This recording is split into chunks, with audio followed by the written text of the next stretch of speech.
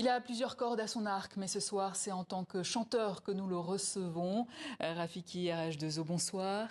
Bonsoir. De votre vrai nom, Albert Fariala Ayolea, vous organisez ce vendredi un méga concert gratuit où vous réunissez 13 chanteurs centrafricains, un Guinéen et un Congolais pour la sortie de votre 3e album, Si tu l'aimes. Alors la dernière fois que vous étiez venu ici, c'était il y a 2 ans en tant que réalisateur.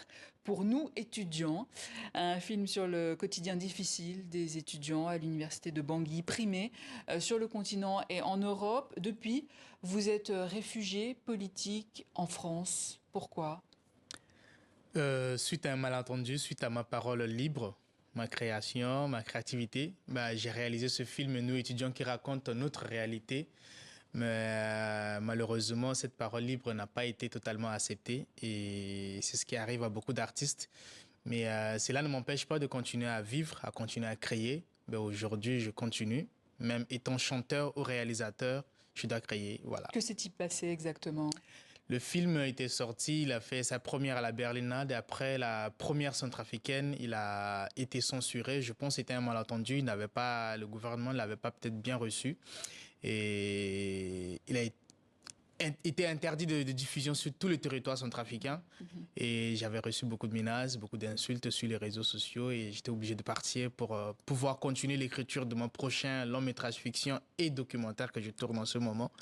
Et voilà. Partir encore parce qu'en Centrafrique, déjà, vous étiez réfugié car vos parents viennent du Kivu, en RDC.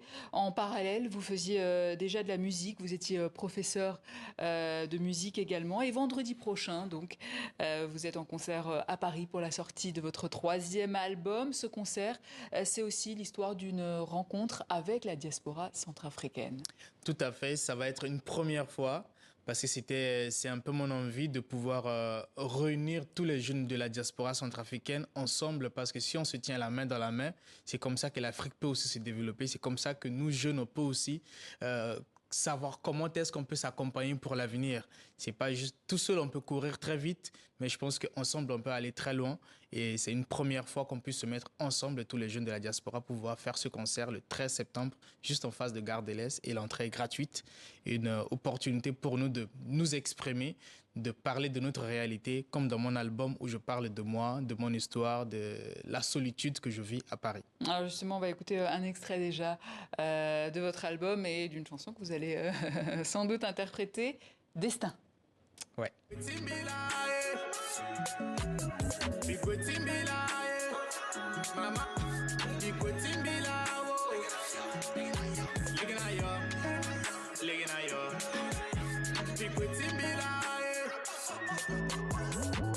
Manda mbeti kombati koli mbinga si pasye Nyake mo inga Alaka bayi kwa kwa suku Adesi ape A rappeur ni kwe ya kuku Nagbeti la, nagbeti ngu Yeke sara Nagbeti la, nagbeti ngu Yeke tiri Nagbeti la, nagbeti ngu Yeke tiri Baba na ya yula di kwe Fotim yafa Baba na ya yula di kwe Fotim yafa. Voilà, Destin featuring Ethnos et vous y parlez de votre départ, c'est ce que vous disiez, de Bangui, qui vous a marqué évidemment. Tout à fait, je ne m'y attendais pas. J'avais l'habitude de venir, de faire des allers-retours entre plusieurs pays, dont Paris, la France. Et cette fois-ci, c'est un départ où je ne sais pas quand est-ce que je dois repartir chez moi, où mon pays me manque. Et j'ai commencé à composer cette chanson pour parler de mon départ, de dire je suis parti. Je suis parti pour tout ce qui est arrivé par rapport à ma parole libre, mais je pars me battre.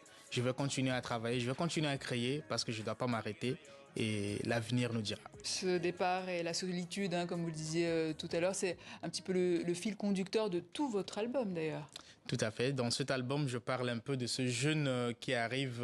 Je pense que c'est la réalité de beaucoup de jeunes que j'ai rencontrés, des jeunes centrafricains, guinéens, exilés, migrants, étudiants qui des fois arrivent, même qui sont dans de bonnes conditions dans leur pays, mais dès qu'ils arrivent en France, peut-être dans d'autres pays ça se passe aussi comme ça, mais ils se sentent automatiquement seuls, malgré que c'est un pays où il y a la beauté, il y a la lumière, il y a l'internet, mais très vite on se sent isolé, on doit se battre coûte que coûte maintenant pour pouvoir réussir. Mais comment le faire ? parce qu'on ne connaît pas les codes, les langues, comment est-ce qu'on peut parler aux gens, comment on peut faire les rencontres.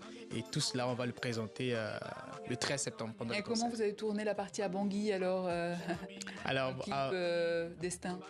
Pour le clip Destin, j'ai tourné la partie ici en France, à Lyon, et j'ai demandé à un de mes jeunes, Kelly Dalé, qui est un jeune réalisateur centrafricain, que je lui ai écrit les scènes, les séquences que moi je voulais exactement qu'il puisse filmer.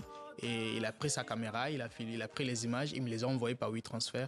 Ça nous a permis de construire cette histoire. Alors c'est pourquoi aussi vous chantez en sango, en lingala, en swahili, en français aussi, toutes les chansons qui vous ont bercé pour vous rappeler peut-être cette enfance. Tout à fait, je n'oublie pas d'où je viens et je dois rester moi-même. Et toutes ces langues m'ont bercé depuis mon enfance. Donc je chante dans les 4 langues, en lingala, en swahili, en sango et en français. Alors je sais que vous utilisez aussi vos musiques dans vos différents films. D'ailleurs, vous avez un autre film documentaire en préparation, Pour vivre. De quoi s'agit-il? Alors Pour vivre suit également la même ligne de mon album, mon 3e album qui sort. C'est cette histoire de solitude que je vis à Paris, en relation avec ma petite sœur Aurélie qui a 13 ans, qui vit en Centrafrique.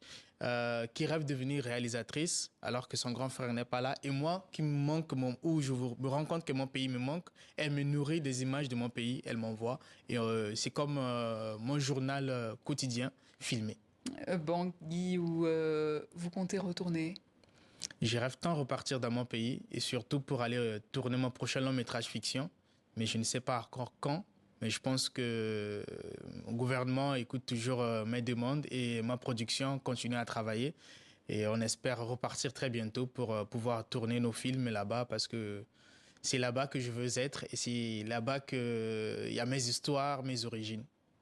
Rafiki RH2O, merci, chanteur-réalisateur. Je rappelle que vous serez en concert donc vendredi 13 septembre au Récollet à Paris pour la sortie de votre 3e album, Si tu l'aimes.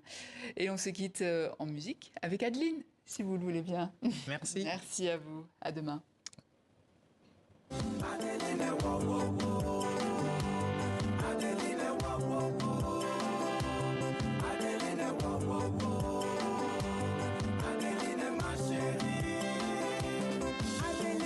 Très belle, Adeline, ma chérie de rêve. On s'est rencontrés sur internet, mais je ne donne pas tous les détails. Dès le premier jour, on s'est aimé. Adeline est très très belle, une fille à la forme de bouteille de Coca-Cola qui peut exciter comme une noix de cola. Elle m'a envoûté, tourmenté, elle m'a motivé.